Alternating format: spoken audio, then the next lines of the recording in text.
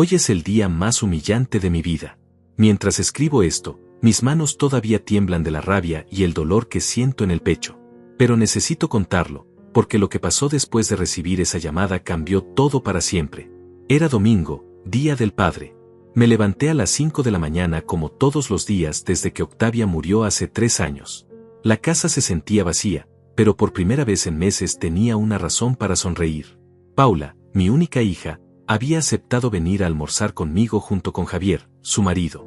Después de tanto tiempo rechazando mis invitaciones, finalmente había dicho que sí. Pasé toda la mañana preparando cada detalle. Saqué la vajilla buena, esa que Octavia guardaba para las ocasiones especiales. Limpié cada plato con cuidado, recordando como ella solía decir que los detalles eran lo que hacía especial una comida familiar. Puse el mantel bordado que mi esposa había hecho con sus propias manos, ese que tiene pequeñas flores amarillas en las esquinas. Fui al mercado temprano y gasté casi $200 en los ingredientes más frescos que pude encontrar. Compré el salmón que tanto le gustaba a Paula cuando era niña, esas papas pequeñas que solíamos preparar los domingos, y hasta me acordé de comprar ese vino tinto que a Javier le gustaba en las pocas ocasiones que habíamos cenado juntos. Regresé a casa y me puse el delantal de cocina. Mis manos, arrugadas pero firmes, comenzaron a trabajar como si tuvieran memoria propia. Cada corte, cada sazón, cada movimiento me recordaba a esos domingos cuando Paula era pequeña y me ayudaba en la cocina, parada en una silla para alcanzar la mesada. El salmón quedó perfecto, dorado por fuera y jugoso por dentro. Las papas tenían ese color dorado que Octavia siempre lograba. Hasta preparé esa salsa especial que llevaba tiempo hacer, pero que sabía que Paula recordaría de su infancia. El aroma llenó toda la casa, y por un momento, casi pude imaginar que ella estaba ahí conmigo, supervisando como solía hacer. Puse la mesa para 4 personas, aunque solo veníamos 3. Siempre dejaba el lugar de Octavia, no podía evitarlo. Su silla seguía ahí, en el mismo lugar donde se sentaba durante 42 años de matrimonio. A veces, cuando estaba solo, todavía le hablaba a esa silla vacía. Eran las 11:30 cuando terminé de preparar todo. Paula había dicho que llegarían al mediodía.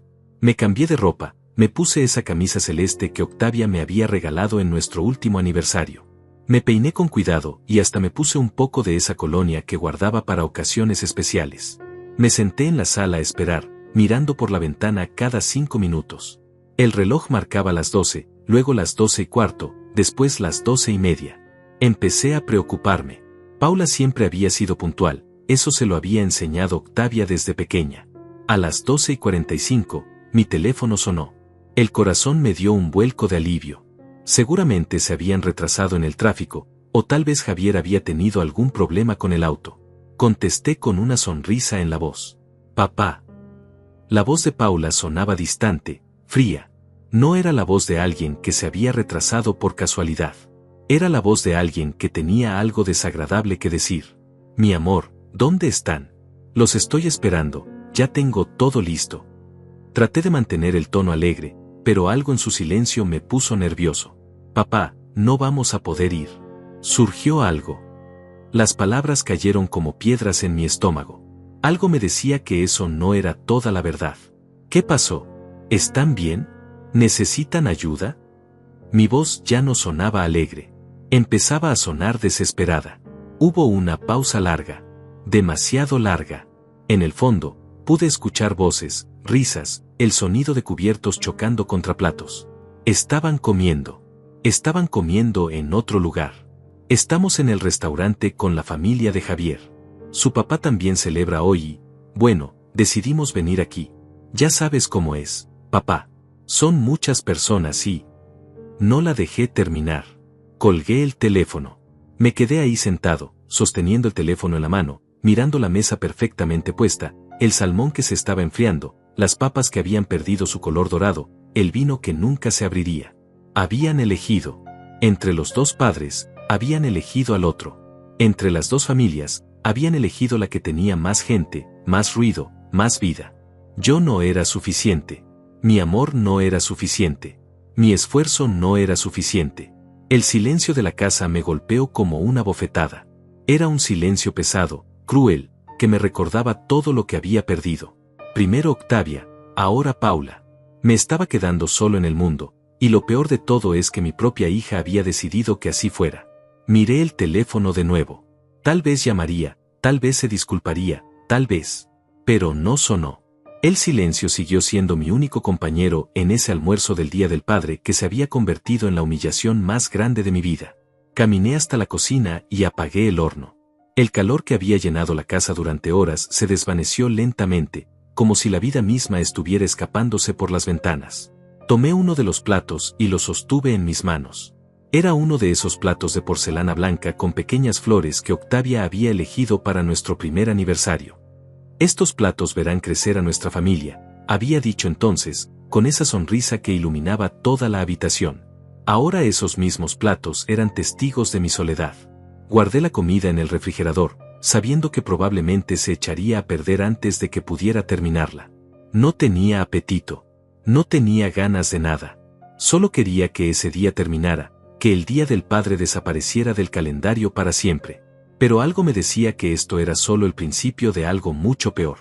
Pasé el resto de la tarde sentado en el sillón de la sala, mirando esa mesa que había preparado con tanto amor y que ahora se burlaba de mí con su silencio.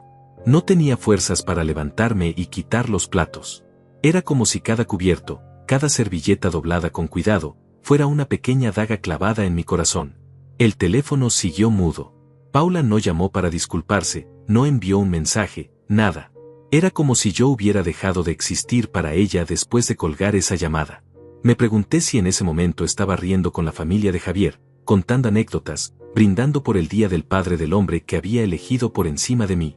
Cuando llegó la noche, finalmente me armé de valor para quitar la mesa. Cada movimiento era doloroso. Doblar las servilletas que nunca se usaron, guardar los cubiertos que nunca tocaron comida, vaciar las copas de vino que nunca se llenaron. El salmón, que había costado $40 y había preparado con tanto esmero, terminó en la basura.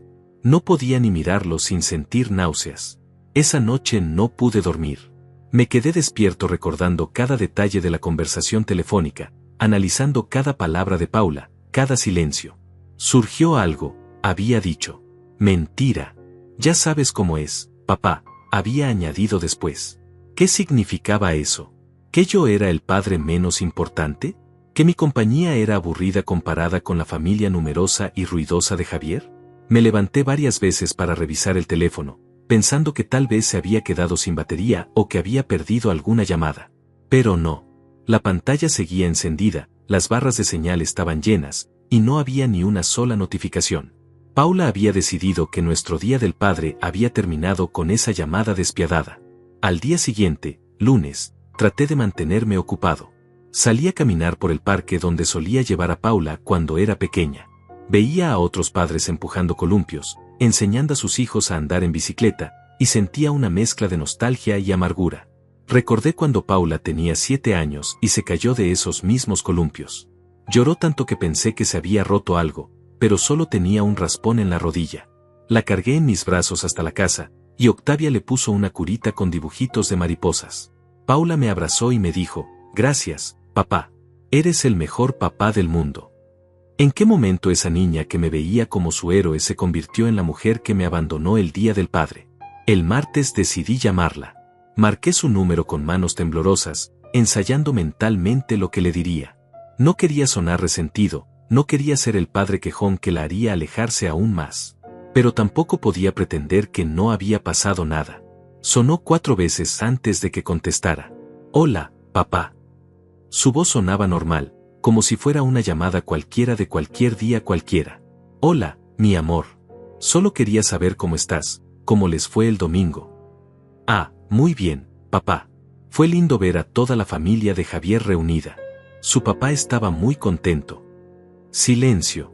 Esperé a que dijera algo sobre mí, sobre nuestro almuerzo cancelado, sobre la comida que había preparado y que terminó en la basura. Pero no dijo nada. «Paula, sobre el domingo». Comencé con cuidado. «¿Qué pasa con el domingo, papá?» Su tono se volvió ligeramente defensivo, como si yo fuera el que estaba siendo irracional. Bueno, habíamos quedado en almorzar juntos, y yo preparé todo, gasté dinero en la comida. «Ay, papá, ya te dije que surgió algo. Estas cosas pasan. No es para tanto. No es para tanto». Esas 4 palabras se clavaron en mi pecho como cuchillos. Para ella no era para tanto haber cancelado en el último minuto. No era para tanto haberme dejado solo en el Día del Padre. No era para tanto que su padre se hubiera quedado con la mesa puesta y el corazón roto. ¿Cuándo podemos vernos entonces?, pregunté, tragándome el orgullo. No sé, papá. Estas semanas están muy complicadas. Javier tiene mucho trabajo, y yo también. Ya te llamo cuando tengamos tiempo. Ya te llamo. La frase que usan cuando no tienen intención de llamar. La frase que significa déjame en paz por un tiempo. Está bien, mi amor. Los amo. Sí, papá. Nosotros también. Cuídate. Colgó antes de que pudiera decir algo más. Me quedé con el teléfono en la mano, sintiéndome más patético que nunca. Había llamado buscando una disculpa, una explicación, algo que me hiciera sentir que todavía importaba para mi hija. En cambio, había conseguido la confirmación de que era una molestia en su vida.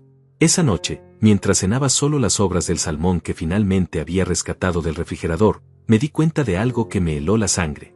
Esta no era la primera vez que Paula me cancelaba en el último minuto. Tampoco era la primera vez que elegía los planes con la familia de Javier por encima de los míos. Empecé a recordar, la Navidad pasada, cuando llegaron una hora tarde porque habían estado en casa de los padres del primero. Mi cumpleaños en febrero, cuando cancelaron porque el hermano de Javier tenía una reunión familiar. El día que salí del hospital después de mi operación de cataratas, cuando Paula llegó corriendo porque había estado ayudando a la madre de Javier con unas compras. Siempre había una razón. Siempre había algo más importante que yo. ¿Cómo no me había dado cuenta antes? ¿Cómo había sido tan ciego a este patrón que venía repitiéndose desde que Paula se casó hace 5 años? Yo siempre era la segunda opción, el plan de respaldo, el que podía esperar porque papá siempre va a estar ahí. Me levanté de la mesa y fui hasta el dormitorio que había compartido con Octavia. En su mesa de noche todavía estaban sus anteojos, su crema para las manos, y esa pequeña libreta donde anotaba todo. La tomé y la abrí por primera vez desde su muerte. Las primeras páginas eran listas de compras, recordatorios de citas médicas, números de teléfono. Pero hacia el final, encontré algo que me dejó sin respiración. Eran notas sobre Paula, fechadas en los últimos meses de vida de Octavia. Paula canceló la cena de nuevo. Dice que Javier está enfermo. Le pedí que me acompañara al médico. Me dijo que no podía porque la madre de Javier necesitaba ayuda. Leopoldo no se da cuenta, pero Paula ya no nos prioriza. Después de que yo me vaya, va a quedarse muy solo. La letra de Octavia se volvía más temblorosa en las últimas anotaciones. Necesito hacer algo para proteger a Leopoldo. Paula no va a cuidar de él como debería. Necesito asegurarme de que tenga algo propio, algo que nadie le pueda quitar. Cerré la libreta con las manos temblorosas. Octavia había visto lo que yo había sido demasiado ciego para notar. Había visto que nuestra hija ya nos había abandonado mucho antes de que ella muriera. Y había mencionado hacer algo para protegerme. ¿Qué había hecho Octavia? ¿Qué había visto venir que yo no pude ver? Por primera vez en días, sentí algo diferente al dolor y la humillación. Sentí curiosidad. Y tal vez, solo tal vez, una pequeña chispa de esperanza. Los días siguientes se convirtieron en una tortura de recuerdos. Cada rincón de la casa me devolvía al pasado, cuando éramos una familia de verdad. Cuando Paula corría por estos mismos pasillos con sus zapatos de charol haciendo ruido contra el piso de madera. Cuando Octavia cantaba mientras cocinaba, y el aroma de su comida llenaba cada habitación con la promesa de cenas familiares llenas de risas y conversaciones. Me encontré parado frente a las fotografías del pasillo, esas que Octavia había colgado con tanto cuidado a lo largo de los años. Ahí estaba Paula a los 5 años, con sus coletas despeinadas y una sonrisa sin dientes, abrazándome después de su primer día de escuela.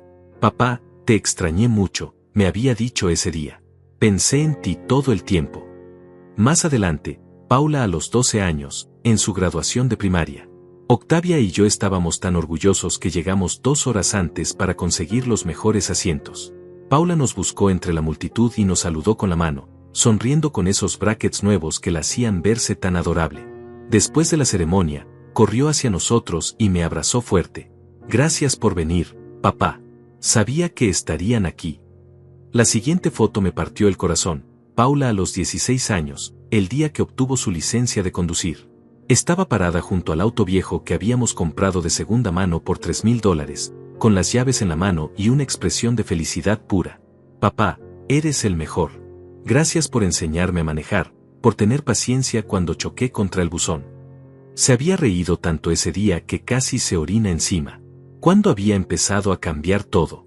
¿En qué momento exacto esa niña que me adoraba se había convertido en la mujer que me abandonó el día del padre? Seguí caminando y llegué a la foto de su graduación universitaria. Paula tenía 23 años y había estudiado administración de empresas. Octavia y yo gastamos $500 en un vestido nuevo para la ocasión, otros 200 en una cena de celebración en el restaurante más elegante de la ciudad. Paula estaba radiante, llena de sueños y ambiciones. Papá, mamá, sin ustedes no lo habría logrado. Van a estar orgullosos de mí, ya verán. Y estábamos orgullosos. Tan orgullosos que mandamos hacer copias de esa foto para enviarle a todos nuestros amigos y familiares. Octavia la llevaba en su cartera y se la mostraba a cualquiera que quisiera verla. Mi hija, la profesional, decía con esa sonrisa que iluminaba su rostro entero. Pero ahí, justo después de esa foto, estaba la que marcó el principio del fin, Paula presentándonos a Javier. Tenía 25 años y llevaba 6 meses saliendo con él.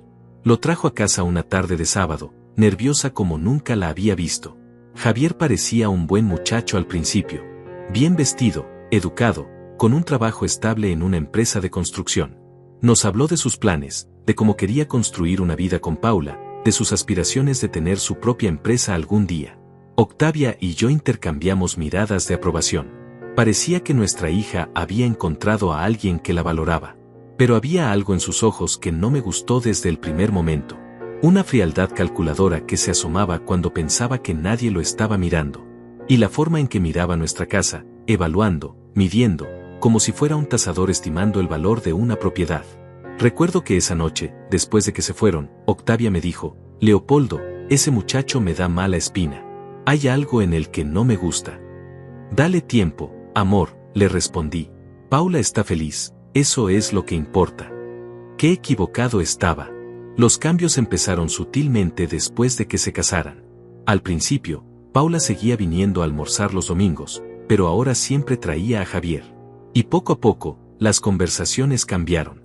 Ya no hablábamos de sus planes personales, de sus sueños, de cómo se sentía. Ahora todo giraba en torno a Javier, el trabajo de Javier, la familia de Javier, los problemas de Javier. Papá, Javier piensa que deberías considerar vender esta casa. Es muy grande para ustedes dos, y el mantenimiento debe ser caro, me dijo un domingo, apenas un año después de casarse. ¿Por qué hablan de nuestra casa?, le pregunté, confundido. No es nada malo, papá. Solo nos preocupamos por ustedes. Javier dice que hay apartamentos muy lindos en el centro, más pequeños, más fáciles de mantener. Octavia y yo nos miramos. Esta casa había sido nuestro hogar durante 30 años. Aquí habíamos criado a Paula, aquí habíamos construido nuestros recuerdos, aquí habíamos planeado envejecer juntos. ¿Por qué querría Javier que la vendiéramos? Esta casa no está en venta, le dijo Octavia con firmeza. Y no entiendo por qué el marido de mi hija opina sobre dónde debemos vivir. Paula se puso roja. Mamá, Javier solo quiere ayudar. Él entiende de estas cosas, trabaja en construcción. Desde ese día, las cosas nunca volvieron a ser iguales. Paula comenzó a cancelar los almuerzos dominicales con más frecuencia. Cuando venía, siempre tenía prisa por irse. Y siempre, tenía algún comentario sobre nuestras finanzas, sobre la casa, sobre lo que Javier pensaba que deberíamos hacer con nuestro dinero. Cuando Octavia se enfermó, las visitas de Paula se volvieron aún menos frecuentes. Papá, el hospital me deprime mucho. Y Javier dice que no es bueno para mi salud mental estar todo el tiempo pensando en cosas tristes. Javier, siempre Javier. Como si sus opiniones fueran más importantes que el amor de una hija hacia su madre moribunda. El día que Octavia murió, Paula lloró mucho en el funeral. Pero después, cuando empezamos a hablar de los arreglos, de los papeles, de las cosas que había que hacer, Javier apareció como por arte de magia con sugerencias sobre cómo manejar todo. Suegro, creo que sería bueno que Paula y yo lo ayudemos con los asuntos financieros. Debe ser muy difícil manejar todo solo en estos momentos. Puedo manejar mis propios asuntos, le respondí firmemente. Pero desde entonces, las preguntas no pararon. ¿Tenía testamento? ¿Quién era el beneficiario de mi seguro de vida? ¿Había pensado en hacer un poder notarial? ¿No creía que era irresponsable manejar tanto dinero solo, a mi edad? Ahora, Parado frente a esas fotografías que contaban la historia de una familia que ya no existía, pude ver con claridad lo que había pasado. Javier no se había casado solo con Paula. Se había casado con la idea de nuestro patrimonio, con la expectativa de heredar esta casa, nuestros ahorros, todo lo que Octavia y yo habíamos construido durante 40 años de trabajo honesto. Y Paula, mi dulce Paula, había elegido a ese hombre por encima de nosotros. Primero por encima de su madre enferma, ahora por encima de su padre solitario. Regresé al dormitorio y volví a abrir la libreta de Octavia. Busqué hasta encontrar una anotación que había pasado por alto la primera vez. Javier preguntó hoy cuánto vale la casa. Le dijo a Paula que investigara sobre residencias para ancianos. Dice que cuando yo muera, Leopoldo no va a poder vivir solo. No puedo permitir que esto pase. Mi corazón se aceleró. Octavia había visto todo mucho antes que yo. Había visto el plan, había entendido las intenciones reales de Javier, y había decidido hacer algo al respecto. En la última página de la libreta, escrita con letra cada vez más débil, encontré algo que me hizo temblar. Escondí todo en el lugar que solo Leopoldo conoce. Cuando llegue el momento, él sabrá dónde buscar. Los papeles están seguros. Nuestra vida está segura. ¿Qué papeles? ¿Qué lugar? ¿De qué estaba hablando Octavia? Por primera vez en semanas, sentí algo parecido a la esperanza corriendo por mis venas.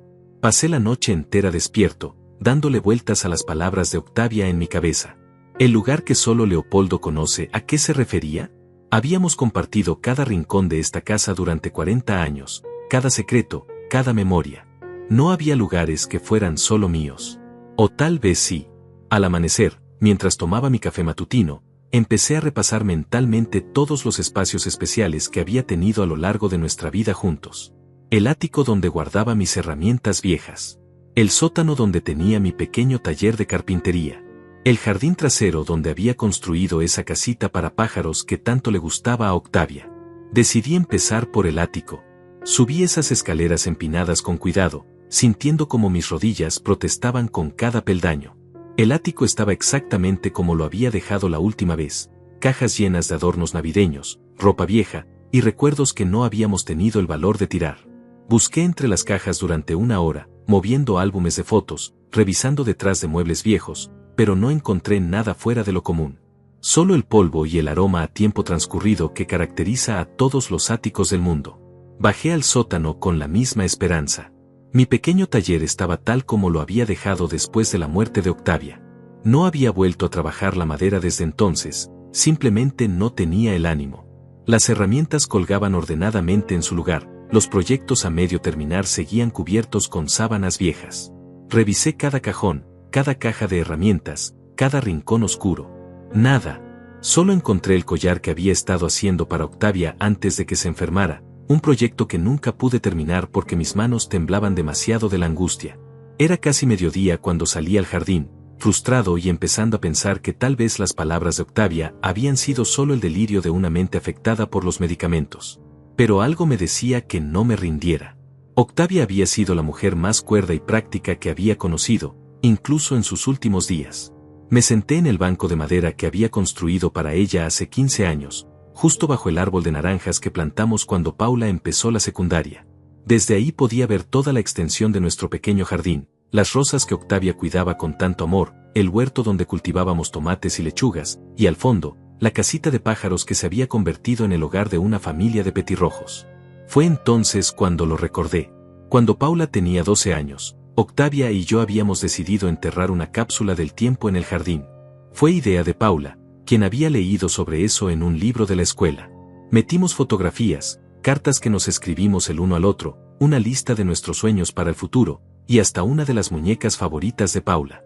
Enterramos la cápsula bajo el rosal más grande del jardín, el que Octavia había plantado el día que compramos la casa. Paula había insistido en hacer un pequeño mapa del tesoro para recordar el lugar exacto. Octavia guardó ese mapa en su caja de joyas, riéndose y diciendo que algún día, cuando fuéramos muy viejitos, lo desenterraríamos y recordaríamos cómo éramos cuando Paula era pequeña. El lugar que solo Leopoldo conoce. Claro, Paula había olvidado completamente lo de la cápsula del tiempo después de entrar a la adolescencia. Para ella ya no era cool pensar en esas cosas de niños. Pero Octavia y yo nunca lo olvidamos. A veces, cuando estábamos solos en el jardín, ella señalaba hacia el rosal y me decía, ahí están nuestros recuerdos enterrados, esperándonos. Corrí hasta la casa y busqué en la caja de joyas de Octavia, hasta encontrar el pequeño mapa que Paula había dibujado con sus crayones de colores. Estaba exactamente donde lo recordaba, doblado cuidadosamente entre sus collares y aretes. Regresé al jardín con una pala vieja y empecé a cavar bajo el rosal más grande. La tierra estaba más dura de lo que recordaba, y mis fuerzas ya no eran las mismas de hace años, pero la adrenalina me mantenía trabajando. Cada palada de tierra que sacaba era como retroceder en el tiempo, acercándome a una época cuando nuestra familia estaba completa y éramos felices.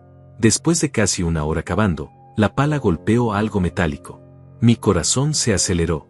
Ahí estaba la vieja caja de galletas que habíamos usado como cápsula del tiempo, oxidada por los años pero intacta. Pero cuando la saqué de la tierra, noté que era más pesada de lo que recordaba. Y cuando la abrí, además de nuestros recuerdos de hace 15 años, había algo más, un sobresellado con mi nombre escrito en la letra inconfundible de Octavia. Mis manos temblaron mientras lo abría. Adentro había una carta y una pequeña llave dorada que no reconocí. Mi querido Leopoldo, empezaba la carta. Si estás leyendo esto, significa que finalmente entendiste mis pistas y que las cosas con Paula han llegado al punto que yo temía que llegarían. Las lágrimas empezaron a correr por mis mejillas mientras seguía leyendo. Durante los últimos meses de mi vida, pude ver claramente lo que Javier estaba planeando. No es coincidencia que siempre preguntara por nuestras finanzas, que sugiriera que vendiéramos la casa, que hablara de residencias para ancianos.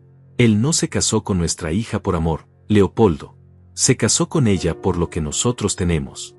Mi respiración se volvió agitada. Octavia había visto todo lo que yo había sido demasiado ciego para notar. Sé que Paula no es mala, pero es débil. Siempre fue influenciable, y Javier sabe exactamente cómo manipularla. Cuando yo muera, van a intentar convencerte de que no puedes vivir solo, de que necesitas su ayuda, de que sería mejor que ellos manejen tus asuntos. No los dejes, Leopoldo. Mis manos temblaban tanto que apenas podía sostener la carta. He estado moviendo dinero poco a poco durante estos meses. Vendí mis joyas, saqué fondos de nuestras cuentas de ahorro que ellos no conocen, y hasta vendí ese terreno que mi padre me dejó y que nunca supiste que todavía tenía. En total, logré reunir $250,000. $250,000. Mi mente luchaba por procesar esa cifra. Compré una pequeña propiedad a las afueras de la ciudad, bajo el nombre de una empresa que creé en secreto. Es una cabaña pequeña pero cómoda, con todo lo que necesitas para vivir dignamente. También abrí una cuenta bancaria separada donde deposité el dinero restante. Esta llave abre una caja de seguridad en el Banco Nacional donde guardé todos los documentos. No podía creer lo que estaba leyendo. Octavia había planeado todo esto mientras luchaba contra el cáncer, mientras yo me preocupaba solo por sus tratamientos y medicinas. La dirección de la cabaña está en los documentos del banco, junto con las escrituras y todo lo que necesitas. Es tu lugar secreto, Leopoldo. Un lugar donde puedes ser libre, donde nadie puede manipularte o presionarte. Si las cosas se ponen muy difíciles con Paula y Javier, si intentan quitarte tu independencia, tienes a dónde ir. Seguí leyendo con el corazón acelerado. Pero más importante que la cabaña o el dinero, quiero que sepas esto: no eres una carga, no eres un estorbo, y no necesitas la caridad de nadie. Trabajaste honestamente toda tu vida, fuiste un buen esposo y un buen padre, y mereces respeto. Si nuestra propia hija no puede dártelo, entonces ella se pierde la bendición de tenerte en su vida. Las lágrimas caían libremente por mi rostro ahora. La caja de seguridad está en el banco de la Avenida Central, número 247. El número de la caja es 1842, la fecha de nuestro primer beso. ¿Lo recuerdas? Fue el 18 de abril de 1982, bajo la lluvia, después de nuestra tercera cita. Dijiste que me amabas por primera vez. Por supuesto que lo recordaba. Había sido uno de los días más felices de mi vida. Ve al banco mañana temprano. Pregunta por la señora Patricia Morales, ella es la gerente y ya sabe de ti. Le expliqué toda la situación antes de morir. Ella te ayudará con todo. La carta terminaba con las palabras que más necesitaba escuchar. Te amo, Leopoldo. Te amé desde el primer día que te vi, y te seguiré amando desde donde esté ahora. Eres más fuerte de lo que crees, y más valioso de lo que Paula te hace sentir. No dejes que nadie te quite tu dignidad. Con todo mi amor eterno, Octavia. Me quedé sentado en el jardín, sosteniendo la carta y la llave, sintiendo como si Octavia hubiera regresado de la muerte para abrazarme y decirme que todo iba a estar bien. Por primera vez desde el Día del Padre, sonreí. Esa noche no pude dormir ni un minuto. Me quedé despierto en la cama, sosteniendo la llave dorada entre mis dedos, sintiendo su peso como si fuera la cosa más preciosa del mundo. Cada pocas horas releía la carta de Octavia, asegurándome de que no había sido un sueño, de que realmente mi esposa había planeado todo esto para protegerme. A las 5 de la mañana ya estaba vestido y listo.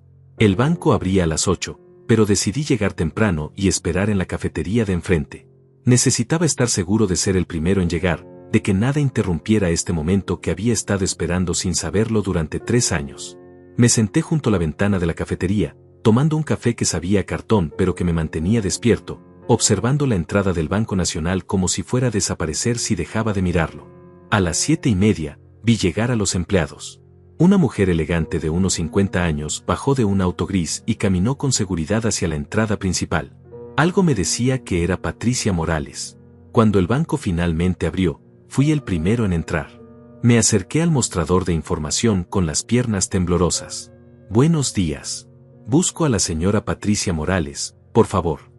La recepcionista me dirigió hacia una oficina al fondo del banco. Toqué la puerta con suavidad y escuché una voz que me invitaba a pasar. Patricia Morales era exactamente como la había imaginado, profesional pero cálida, con ojos que reflejaban sabiduría y comprensión. Cuando me vio entrar, su expresión se suavizó inmediatamente. Usted debe ser Leopoldo Andrade, dijo levantándose de su escritorio. Estaba esperando su visita. Por favor, siéntese. ¿La señora Octavia realmente? Comencé, pero ella me interrumpió con una sonrisa gentil. Su esposa fue una mujer extraordinaria, señor Andrade. Vino aquí varias veces durante sus últimos meses. Me contó todo sobre su situación, sobre sus preocupaciones por su futuro, sobre lo que veía venir con su hija y su yerno. Patricia se inclinó hacia adelante, con expresión seria. Quiero que sepa que todo lo que ella hizo fue completamente legal y pensado para protegerlo. Saqué la llave dorada del bolsillo con manos temblorosas. Encontré esta carta enterrada en mi jardín. Octavia mencionó una caja de seguridad. La número 1842, asintió Patricia. Sígame, por favor. Caminamos hacia la sección de cajas de seguridad. Mis pasos resonaban en el piso de mármol como los latidos de mi corazón acelerado. Patricia insertó su llave maestra mientras yo insertaba la llave dorada de Octavia. La pequeña puerta se abrió con un clic suave. Adentro había una caja metálica más grande de lo que esperaba. Patricia me llevó a una sala privada donde podía revisarla con tranquilidad. Mis manos temblaron mientras levantaba la tapa. Adentro estaba toda mi nueva vida, cuidadosamente organizada por la mujer que me había amado incluso más allá de la muerte. El primer documento era una escritura. Cabaña Las Magnolias, decía en la parte superior. La dirección era Camino Rural 45, KM 12, a unos 30 kilómetros de la ciudad. Según los papeles, Octavia había comprado la propiedad a través de una empresa llamada Refugio Andrade S.A. por $120,000. El siguiente documento me dejó sin respiración, un estado de cuenta bancario que mostraba un saldo de $130,000 en una cuenta a mi nombre que nunca supe que existía. Pero lo que más me impactó fue una carpeta llena de fotografías de la cabaña. Octavia había documentado cada habitación, cada detalle, como si quisiera que pudiera conocer mi refugio antes de llegar ahí. Era perfecta. Una pequeña casa de madera de 2 habitaciones, con una cocina amplia, una sala acogedora con chimenea, y una terraza que daba hacia un lago pequeño. Los muebles eran sencillos pero cómodos, y en las fotos podía ver que ya estaba completamente equipada. Televisor, refrigerador, estufa, hasta libros en los estantes. En una de las fotos, tomada desde la terraza, pude ver un pequeño muelle que se extendía hacia el lago. En otra, había un jardín pequeño pero bien cuidado, con flores que reconocí como las favoritas de Octavia. ¿Cómo logró hacer todo esto sin que yo me diera cuenta?, le pregunté a Patricia, que había permanecido en silencio mientras yo revisaba los documentos. Su esposa era muy inteligente, respondió con admiración. Usó el dinero de una herencia que había recibido de su padre años atrás, dinero que usted nunca supo que ella tenía. También vendió algunas joyas familiares y un terreno que había heredado. Todo legal, todo suyo por derecho propio. Seguí revisando los papeles. Había facturas pagadas de servicios públicos por todo un año, impuestos al día, hasta un contrato con una empresa de mantenimiento para que cuidara la propiedad en mi ausencia. Pero lo que más me emocionó fue encontrar una segunda carta, esta escrita en el papel membretado de la cabaña. Mi amor, comenzaba, si estás leyendo esta carta, significa que ya conoces tu refugio. Espero que te guste. Elegí este lugar porque me recordó a esa cabaña donde pasamos nuestra luna de miel, ¿te acuerdas? Junto al lago, con esa paz que solo se encuentra lejos del ruido de la ciudad. Por supuesto que me acordaba. Habíamos alquilado una cabaña similar para nuestra luna de miel porque no teníamos dinero para algo más elegante. Habíamos sido los días más felices de nuestras vidas. Quiero que sepas que esta no es una casa para esconderte, Leopoldo. Es una casa para que seas libre. Para que recuerdes quién eres cuando nadie está tratando de controlarte o manipularte. Aquí puedes pescar en el lago como siempre quisiste. Puedes leer esos libros que nunca tuviste tiempo de leer. Puedes simplemente ser Leopoldo, no el padre que no valoran, no el viudo que compadecen. Las lágrimas empezaron a rodar por mis mejillas de nuevo. He dejado todo pagado por un año completo. En el último cajón del escritorio de la habitación principal encontrarás los números de teléfono de personas de confianza. El doctor Luciano Torres, que puede ser tu médico si decides quedarte aquí, Norma García, que viene a limpiar la casa una vez por semana, e Ildefonso Ruiz, que se encarga del mantenimiento del jardín y puede enseñarte a pescar si quieres. Octavia había pensado en todo. Absolutamente en todo. Pero más importante que cualquier servicio o comodidad, quiero que entiendas esto, este lugar es tuyo. Completamente tuyo. Nadie puede quitártelo, nadie puede obligarte a venderlo, nadie puede decidir por ti qué hacer con él. Es tu independencia hecha realidad. La carta continuaba con instrucciones detalladas sobre cómo llegar a la cabaña, dónde estaban las llaves, cómo funcionaban los aparatos, incluso qué comida había dejado en la despensa. Puedes ir cuando quieras, quedarte el tiempo que quieras, o simplemente saber que existe si algún día lo necesitas. Es tu carta de libertad, mi amor. Úsala sabiamente. Patricia me alcanzó un pañuelo mientras yo luchaba por controlar mis emociones. ¿Cuándo puedo ir a conocer la cabaña?, le pregunté. Cuando usted quiera, señor Andrade. Aquí están las llaves. Me entregó un juego de llaves atadas con una cinta roja. ¿Le gustaría que le ayude a hacer las transferencias bancarias para que tenga acceso completo a los fondos? Asentí, todavía abrumado por todo lo que había descubierto. En menos de una hora, Patricia había completado todos los trámites. Ahora tenía acceso a una cuenta con $130,000, las escrituras de una propiedad que valía por lo menos $120,000 más, y la libertad de decidir mi propio futuro. Cuando salí del banco, me sentía como un hombre completamente diferente al que había entrado esa mañana. Por primera vez en meses, caminé con la espalda recta, con propósito en mis pasos. Pero sabía que esto era solo el principio. Paula y Javier no sabían nada de lo que acababa de descubrir, y algo me decía que muy pronto iba a necesitar usar esta nueva información. Decidí ir inmediatamente a conocer mi refugio. Necesitaba ver con mis propios ojos este regalo que Octavia me había dejado, este lugar donde podría ser libre. El viaje en taxi hasta la cabaña costó $40, pero no me importó. Mientras veía pasar el paisaje por la ventana, sintiendo las llaves en mi bolsillo, no podía dejar de sonreír. Mi esposa me había amado tanto que había planeado mi libertad desde la tumba. La cabaña era aún más hermosa en persona que en las fotografías. Cuando el taxi me dejó en el camino de tierra que llevaba hasta la propiedad, sentí como si estuviera caminando hacia un sueño hecho realidad. El lago brillaba bajo el sol de la tarde, los árboles susurraban con la brisa, y por primera vez en años, respiré aire que sabía a libertad. Abrí la puerta principal con manos temblorosas. El interior era exactamente como Octavia lo había planeado, acogedor, limpio, lleno de luz natural. En la mesa del comedor había una canasta con frutas frescas y una nota de Norma García, la señora que cuidaba la casa. Bienvenido a su hogar, señor Andrade. Si necesita algo, mi número está en el refrigerador. Pasé las siguientes 2 horas explorando cada rincón de mi refugio. La habitación principal tenía una cama cómoda y una vista perfecta del lago. En el escritorio encontré los números de teléfono que Octavia había mencionado, junto con manuales de instrucciones para todos los aparatos y hasta una guía de pesca para principiantes. La cocina estaba completamente equipada y la despensa llena de comida enlatada, exactamente como había prometido Octavia. En el refrigerador había leche fresca, queso, huevos y una botella de vino con una etiqueta que decía, para celebrar tu primer día de libertad. Me serví una copa de vino y salí a la terraza. El silencio era perfecto, interrumpido solo por el sonido del agua lamiendo suavemente la orilla y el canto de los pájaros. No había bocinas de autos, no había teléfono sonando, no había voces discutiendo. Solo paz. Por primera vez desde la muerte de Octavia, me sentí completo. Regresé a la ciudad esa misma tarde, pero algo había cambiado en mí. Sabía que tenía opciones ahora. Sabía que no estaba atrapado, que no dependía de la caridad o el capricho de Paula y Javier. Tenía mi propio lugar en el mundo. Esa sensación de seguridad duró exactamente 3 días. El miércoles por la tarde, estaba leyendo en la sala cuando escuché el sonido de un auto estacionándose en mi entrada.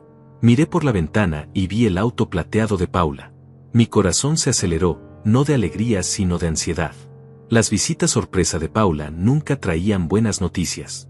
Salieron del auto Paula y Javier, pero también una mujer mayor que no reconocí. Los 3 caminaron hacia mi puerta con expresiones serias, como si fueran a una reunión de negocios en lugar de visitar a un padre. «Hola, papá», dijo Paula cuando abrí la puerta. Su voz sonaba forzadamente alegre. «Te trajimos una visita. Ella es Natalia Herrera, es trabajadora social especializada en adultos mayores». Mi sangre se heló. ¿Trabajadora social? ¿Por qué habían traído una trabajadora social a mi casa? «Buenas tardes, señor Andrade», dijo la mujer con una sonrisa profesional. «Su hija me contactó porque está preocupada por su bienestar. ¿Podemos pasar?» No quise dejarlos entrar, pero ¿qué podía hacer? Si me negaba, parecería que tenía algo que esconder. Los dejé pasar, pero mi mente trabajaba rápidamente tratando de entender qué estaba pasando. Se sentaron en la sala como si fuera su propia casa. Paula miraba alrededor con ojos evaluadores, como si estuviera calculando el valor de cada mueble. Javier tenía esa expresión fría que había aprendido a odiar. Y la trabajadora social sacó una carpeta llena de papeles. «Señor Andrade», comenzó Natalia, «su hija me ha expresado algunas preocupaciones sobre su capacidad para vivir solo. Me dice que ha notado ciertos cambios en su comportamiento». «¿Qué cambios?», pregunté, mirando a Paula con incredulidad. Paula evitó mi mirada. «Papá, el domingo pasado estabas muy confundido cuando hablamos por teléfono. Y la señora García, tu vecina, me llamó para decir que te ha visto hablando solo en el jardín». Mentira. Todo era mentira. La señora García apenas me saludaba cuando nos cruzábamos en la calle. Y yo no había estado confundido el domingo, había estado herido y decepcionado por su abandono. «Paula, no sé de qué estás hablando», dije firmemente. Javier se inclinó hacia adelante con esa sonrisa falsa que usaba cuando quería parecer preocupado. «Suegro, sabemos que es difícil admitir cuando necesitamos ayuda, pero estamos aquí para apoyarlo». «Yo no necesito ayuda», respondí, sintiendo como la rabia empezaba a crecer en mi pecho. Natalia abrió su carpeta. «Señor Andrade, ¿podría decirme qué día es hoy?» «Miércoles». «¿Y la fecha?» Les dije la fecha exacta. «¿Recuerda lo que desayunó esta mañana?» Era como si me estuvieran examinando para ver si estaba loco. Respondí todas sus preguntas perfectamente porque no había nada malo conmigo, pero podía ver en sus ojos que no era eso lo que querían escuchar. «Papá», dijo Paula con voz suave, manipuladora, «hemos estado investigando algunas opciones para ti. Hay residencias muy lindas donde podrías estar más cómodo, donde tendrías compañía». «No voy a ninguna residencia», dije categóricamente. «Pero papá, esta casa es muy grande para ti solo. Y los gastos de mantenimiento deben ser enormes», continuó Paula. «Si la vendiéramos, el dinero te alcanzaría para vivir cómodamente en un lugar más apropiado para tu edad». Ahí estaba. El verdadero motivo de la visita. Querían que vendiera la casa. «Esta casa no está en venta», dije firmemente. Javier intercambió una mirada con Paula. «Suegro, tal vez deberíamos considerar darle un poder notarial a Paula, así ella puede ayudarlo con las decisiones financieras más complicadas. Es solo para protegerlo». «No necesito protección de nadie», respondí, sintiendo como mi voz se volvía más fuerte. Natalia tomó notas en su carpeta. «Señor Andrade, entiendo que quiere mantener su independencia, pero a veces es difícil para las personas de cierta edad reconocer cuando necesitan asistencia. Tengo 70 años, no 100. Mi mente está perfectamente clara». «Por supuesto», dijo con esa voz condescendiente que usan con los ancianos. «Pero su hija me comenta que a veces olvida las citas, que ha habido problemas con el pago de servicios». Más mentiras. Nunca había olvidado una cita en mi vida, y todos mis servicios estaban al día. Pagaba mis cuentas religiosamente el primer día de cada mes, igual que había hecho durante 40 años. Eso no es cierto, dije, mirando directamente a Paula. ¿Por qué estás mintiendo sobre mí? Paula se puso roja. Papá, no estoy mintiendo. Estoy preocupada por ti. Desde que mamá murió, has estado diferente. ¿Diferente cómo? Más aislado, más olvidadizo. Estoy de luto, Paula. Perdí a mi esposa. Eso no significa que esté loco. Javier se levantó y caminó hacia la ventana, como si fuera el dueño de la casa. Lo que necesita, suegro, es supervisión. Alguien que se asegure de que esté tomando sus medicamentos, de que esté comiendo bien, de que no se lastime. No tomo ningún medicamento además de vitaminas, como bien, y soy perfectamente capaz de cuidarme solo. Natalia cerró su carpeta. Señor Andrade, voy a ser honesta con usted. Su hija puede solicitar una evaluación psicológica formal si ella considera que usted no puede tomar decisiones por sí mismo. Si el psicólogo determina que necesita asistencia, un juez podría otorgarle la tutela a su hija. El mundo se detuvo. ¿Tutela? ¿Estaban amenazando con quitarme mi autonomía legal? ¿Me están amenazando?, pregunté incrédulo. No es una amenaza, papá, dijo Paula con lágrimas falsas en los ojos.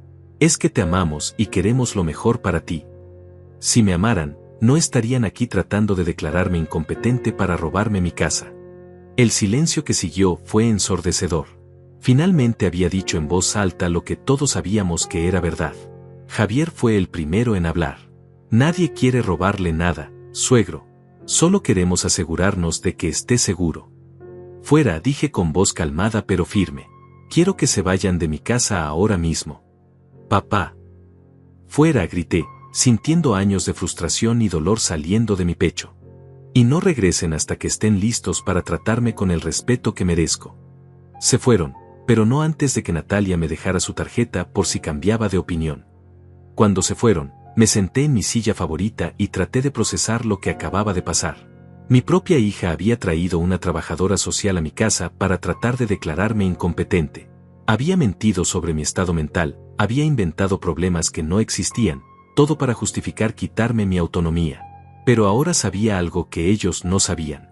Tenía opciones. Tenía recursos. Y tenía un refugio donde podrían no encontrarme si las cosas se ponían peores. Esa noche llamé al doctor Torres, el médico que Octavia había recomendado en su carta. Necesitaba una evaluación médica formal que demostrara mi competencia mental. Si Paula quería jugar sucio, yo estaría preparado. La guerra silenciosa había comenzado oficialmente. El doctor Luciano Torres resultó ser exactamente el aliado que necesitaba.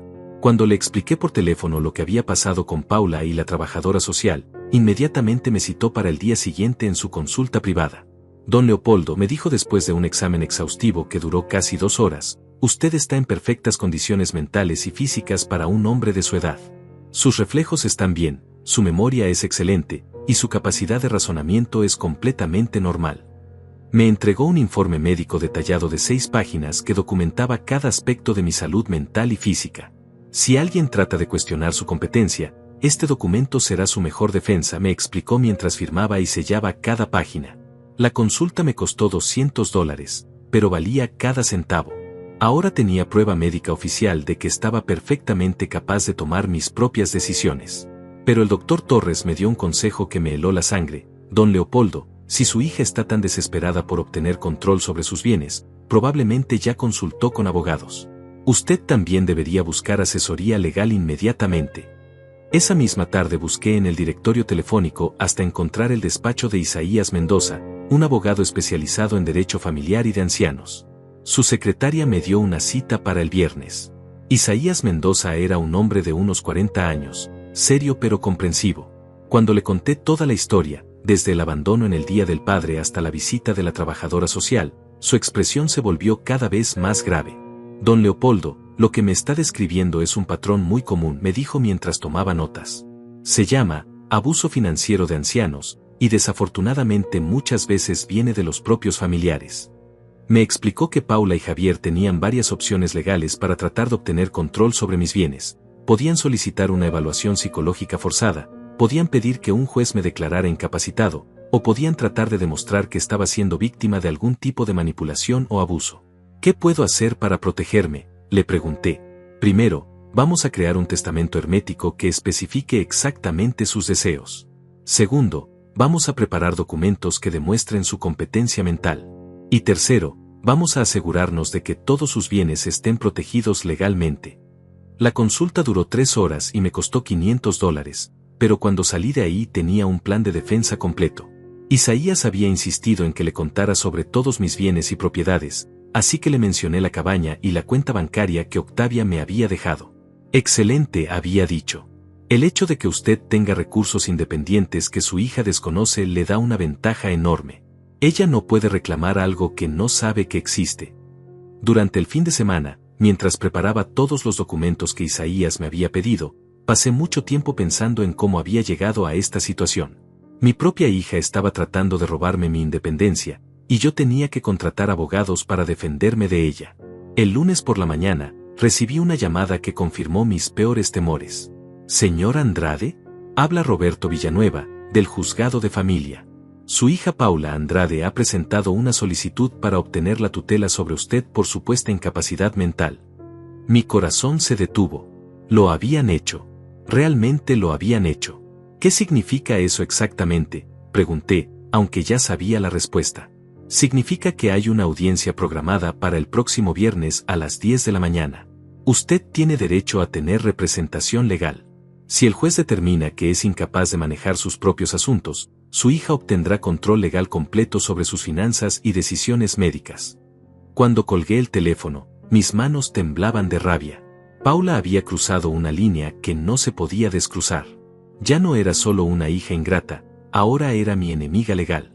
Llamé inmediatamente a Isaías. Ya empezó, le dije. Presentaron la solicitud de tutela. Perfecto, respondió con una calma que me tranquilizó. Estaba esperando que hicieran eso. Ahora podemos contraatacar con todo lo que hemos preparado. Los siguientes días fueron un torbellino de preparativos. Isaías había contratado a un investigador privado para documentar cualquier evidencia de que Paula y Javier tenían motivos financieros para buscar mi tutela. También había conseguido que 3 médicos independientes me evaluaran para tener múltiples opiniones profesionales sobre mi competencia mental. El jueves por la noche, un día antes de la audiencia, decidí escaparme a la cabaña. Necesitaba un lugar tranquilo para pensar, para prepararme mentalmente para lo que vendría. Mientras manejaba hacia el lago en el auto que había alquilado esa mañana, había decidido no depender más de taxis, me sentí extrañamente en paz. Sin importar lo que pasara en la audiencia, sabía que tenía este refugio. Si perdía la batalla legal, al menos tenía un lugar donde vivir con dignidad. Esa noche, sentado en la terraza de la cabaña con una copa de vino, llamé a Patricia del banco para confirmar que todo estaba en orden con mis cuentas. Todo está perfectamente protegido, don Leopoldo, me aseguró. Nadie más que usted tiene acceso a esos fondos, y nadie más sabe que existen. También llamé al doctor Torres para confirmar que estaría presente en la audiencia como mi testigo experto. No se preocupe, don Leopoldo. Voy a testificar que usted está en perfectas condiciones mentales. He visto casos reales de demencia, y usted definitivamente no tiene ningún síntoma. Mi última llamada fue para Norma García, la señora que limpiaba la cabaña. Le pedí que fuera mi testigo sobre mi capacidad para vivir independientemente. Por supuesto, señor Andrade. Usted es el hombre más organizado y competente que conozco. Será un honor testificar por usted. Esa noche dormí mejor que en semanas. Por primera vez desde el día del padre abandonado, sentía que tenía control sobre mi destino. La mañana de la audiencia me vestí con mi mejor traje, ese gris oscuro que Octavia me había comprado para el matrimonio de su sobrina. Me peiné cuidadosamente y hasta me puse corbata. Quería que el juez viera a un hombre digno, competente y en control de sus facultades. Isaías me encontró en la entrada del juzgado. ¿Está listo, don Leopoldo? Más que listo, respondí. Es hora de que mi hija aprenda que su padre no es tan fácil de manipular como pensaba. Mientras caminábamos hacia la sala de audiencias, vi a Paula y Javier esperando en el pasillo con su propio abogado. Paula evitó mi mirada, pero Javier me observó con esa expresión arrogante que conocía tan bien.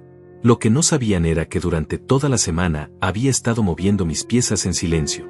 Había transferido discretamente mis ahorros principales a cuentas que ellos no conocían. Había actualizado mi testamento para asegurarme de que si algo me pasaba, mis bienes no fueran automáticamente para Paula. Y más importante, había documentado cada mentira que habían dicho sobre mi supuesta incapacidad mental. Su hija va a tener una sorpresa muy desagradable, me murmuró Isaías mientras entrábamos a la sala. La batalla final estaba a punto de comenzar, y por primera vez en meses, estaba seguro de que iba a ganar. La sala de audiencias era más pequeña de lo que había imaginado, pero el ambiente era tenso como el aire antes de una tormenta. El juez Carranza, un hombre de unos 60 años con cabello gris y expresión seria, revisaba los documentos mientras todos tomábamos nuestros lugares. Paula y Javier se sentaron del lado izquierdo con su abogado, una mujer elegante de traje negro que parecía muy segura de sí misma. Yo me senté del lado derecho con Isaías, sintiendo el peso de todos los documentos que habíamos preparado en mi maletín. Buenos días, comenzó el juez. Estamos aquí para evaluar la solicitud de tutela presentada por la señora Paula Andrade sobre su padre, Leopoldo Andrade. Procederemos a escuchar los argumentos de ambas partes. La abogada de Paula se levantó primero. Su nombre era doctora Méndez, y habló con voz clara y convincente. Su señoría, mi clienta está profundamente preocupada por el bienestar de su padre. Durante los últimos meses, ha observado un deterioro significativo en su capacidad para tomar decisiones racionales y cuidar de sí mismo.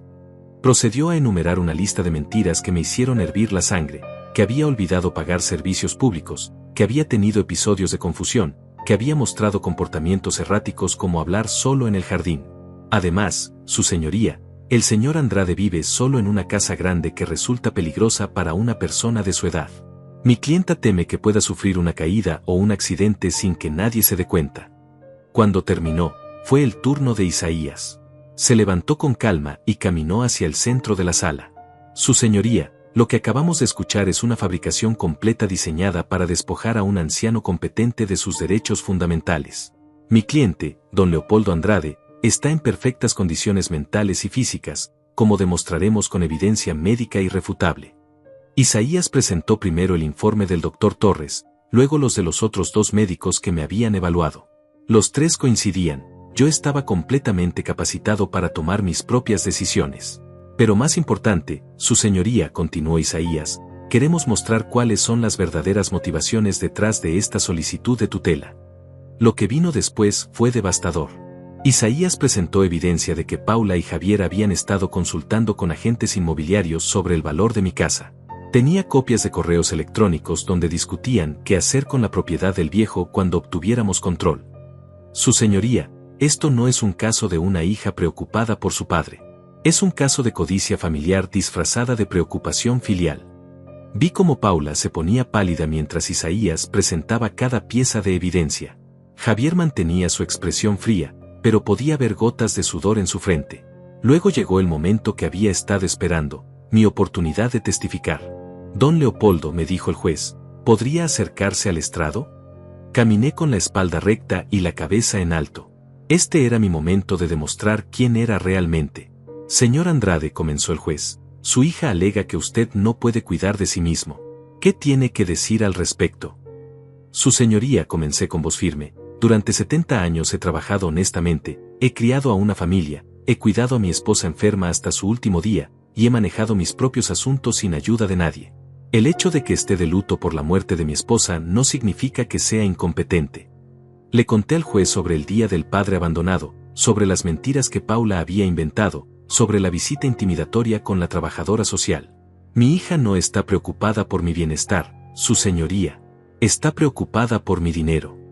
El juez me hizo varias preguntas para evaluar mi capacidad mental, cálculos matemáticos, fechas importantes, detalles sobre mis finanzas. Respondí todo perfectamente. Luego testificó el doctor Torres, quien confirmó mi excelente estado mental. Después, Norma García habló sobre cómo me había visto manejar la cabaña de manera completamente independiente. Cuando llegó el turno de Paula para testificar, su estrategia se desmoronó completamente. Señor Andrade, le preguntó Isaías durante el contrainterrogatorio, ¿puede decirnos cuándo fue la última vez que visitó a su padre antes del incidente con la trabajadora social? Paula tartamudeó. Bueno, había estado ocupada. ¿Fue hace un mes? ¿2 meses? ¿3 meses? No recuerdo exactamente. Según los registros telefónicos que hemos presentado, usted no había visitado a su padre en más de 4 meses antes de esa visita. Es así como demuestra su preocupación por su bienestar. Paula no pudo responder. Y dígame, señor Andrade, ¿es cierto que usted y su esposo consultaron con la inmobiliaria Morales y Asociados sobre el valor de la casa de su padre? Eso fue solo, queríamos estar informados. ¿Informados para qué? ¿Para vender una propiedad que no les pertenece? La doctora Méndez objetó, pero el daño ya estaba hecho. Paula había quedado expuesta como la codiciosa que realmente era. Cuando testificó Javier, las cosas fueron aún peores para ellos. Isaías tenía evidencia de que había estado presionando a Paula para obtener el control de mis bienes desde antes de la muerte de Octavia.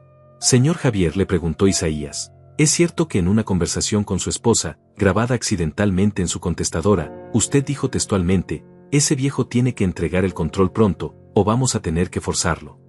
Javier negó recordar esa conversación, pero Isaías reprodujo la grabación en la sala. Mi propia hija y su marido habían estado planeando robarme mi autonomía durante meses. El golpe final vino cuando Isaías reveló algo que yo mismo no sabía. Durante la investigación, había descubierto que Javier tenía deudas de juego por más de $50,000. Necesitaban mi dinero para pagar a sus acreedores. Su señoría, concluyó Isaías, esta solicitud de tutela no tiene nada que ver con el bienestar de mi cliente. Es un intento desesperado de 2 personas endeudadas de apoderarse de los bienes de un anciano honesto. Durante el receso, vi a Paula llorando en el pasillo. Por un momento, sentí pena por ella. Era mi hija, después de todo. Pero luego recordé el día del padre abandonado, las mentiras, la traición, y mi corazón se endureció de nuevo. Cuando regresamos a la sala, el juez tenía su decisión lista. Después de revisar toda la evidencia presentada, comenzó con voz solemne. Este tribunal encuentra que el señor Leopoldo Andrade está en plenas facultades mentales y es completamente capaz de manejar sus propios asuntos. Sentí como si me quitaran un peso de encima. Además, continuó el juez, este tribunal encuentra que la solicitud de tutela fue presentada con motivaciones fraudulentas y con el propósito de obtener beneficio financiero ilícito. Miré a Paula, que tenía la cara entre las manos. Por lo tanto, la solicitud de tutela es denegada completamente. Más aún, ordeno que los solicitantes paguen todos los costos legales del señor Andrade, que ascienden a $3,200. Había ganado. No solo había mantenido mi independencia, sino que Paula y Javier tendrían que pagar por su intento de robarme mi dignidad. Cuando salimos del juzgado, Paula me alcanzó en las escaleras. Papá, me dijo con lágrimas en los ojos, yo solo, pensé que... Pensaste que podías robarme mi vida, le respondí con calma. Pensaste que era un viejo tonto al que podías manipular. No es así, papá. Te amo. No, Paula. El amor no hace lo que tú me hiciste. El amor no miente, no abandona, no traiciona. Me alejé de ella sin mirar atrás. La niña que había criado con tanto amor había muerto mucho antes que Octavia. La mujer que intentó robarme mi libertad era una extraña. Pero yo había ganado. Y ahora sabía exactamente qué hacer con mi victoria. 3 meses después de la audiencia, estoy sentado en la terraza de mi cabaña viendo el amanecer sobre el lago. La taza de café humeante en mis manos me recuerda que esta es mi nueva rutina, mi nueva vida, mi nueva libertad. No hay bocinas de tráfico, no hay teléfonos que suenen con mentiras, no hay hijas ingratas golpeando mi puerta con planes para robar mi dignidad. Solo paz. La primera decisión que tomé después de ganar en el tribunal fue mudarme permanentemente a la cabaña. No huí de Paula y Javier, simplemente elegí vivir donde me respetaran. Vendí la casa familiar por $420,000 y deposité el dinero en mi cuenta protegida. Ahora tengo más de $700,000 en total, suficiente para vivir cómodamente el resto de mis días sin depender de nadie. La casa la compró una familia joven con 2 niños pequeños. Me alegró saber que volvería a llenarse de risas infantiles y comidas familiares. Esos recuerdos felices merecían continuar en manos de gente que los valorara, no ser convertidos en dinero para pagar las deudas de juego de Javier. Ildefonso Ruiz, el hombre que Octavia había contratado para el mantenimiento, resultó ser no solo un excelente cuidador de jardines, sino también el mejor maestro de pesca que podría haber pedido. Durante estos 3 meses, he aprendido a distinguir entre diferentes tipos de peces, a leer las corrientes del lago, y a encontrar la paciencia que no sabía que tenía.